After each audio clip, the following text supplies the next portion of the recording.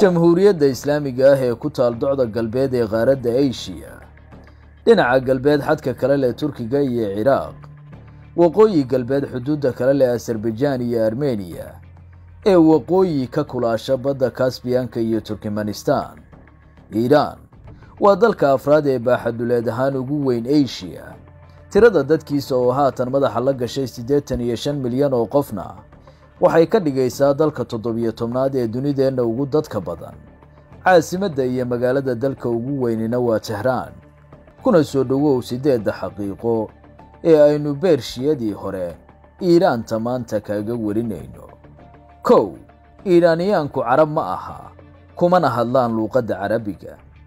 maadaama dalkani ku yaal bariga dhexe, taariikh weyn ku leeyahay Islaamka, dadku waxay qayb ahaan Iiraaniyaanka ku tiriyaan Carabta, balse beddelkeeda Iiraaniyaanku waa Beershiyaan. luuqadda dalka looga hadlana waxaa loogu magacdaray isla asalka dadkan oo Beershiyaan ayaa la yiraahdaa. sidoo kale Farisi ama Farsi ayaa loogu yeeraa. ogow 61% dadka dalkan ku nool waa Beershiyaan, halka inta kale ay u qaybsan yihiin Azeris, Kurdi, Carab iyo jinsiyado kale. 2. Iiraan waxay leedahay jadwal taariikheed iyada u gaar ah. tanna waa xaqiiqo kale oo ay dunida inteeda kale uga duwan tahay Iiraan, oo dalkani waxa uu isticmaalaa jadwal taariikheed isaga u gaar ah, ka oo la yiraahdo kalendarka qoraxda solar calendar, taa oo la micno ah in jadwalkeedu uu yahay mid ku salaysan wareegga dhulka ee qoraxda. jadwalkoodani waxa uu bilowdaa maalinta ugu horreysa ee xilliga guga. 6 bilood ee sanadka ugu horreeyana waxay ku wada dhammaadaan 31 maalmood, 5 ku xiga 30 maalmood, halka bisha ugu dambaysa ay 29 maalmood ku dhammaato.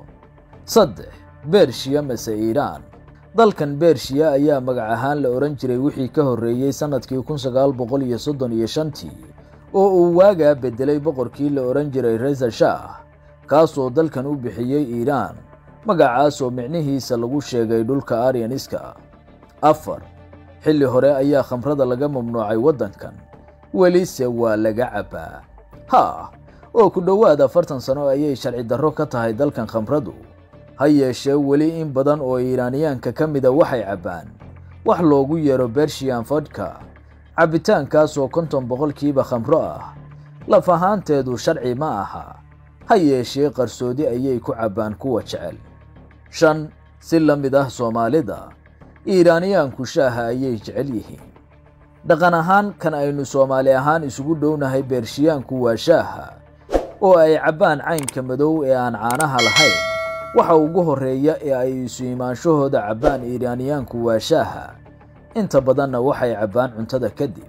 6. diimaha bulshada dalkan. 95% dadka dalkan waxaa la wariyay inay yihiin Muslim.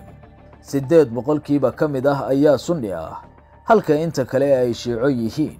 5% kalena waxaa la wariyay inay haystaan caqiidooyinka Kirishtanka, Zoroastrianka, Jewish iyo qaar kale. ogow wixii ka horreeyay qarnigii 16aad, bulshada waddankani waxay intooda badan ahaayeen Muslim Sunni ah. 7. Iiraan waa quwad hodan ku ah tamarta dabiiciga ah. dalkani waa kan labaad ee leh kaydka gaas ee dunideenna ugu weyn marka laga yimaado dalka Ruushka.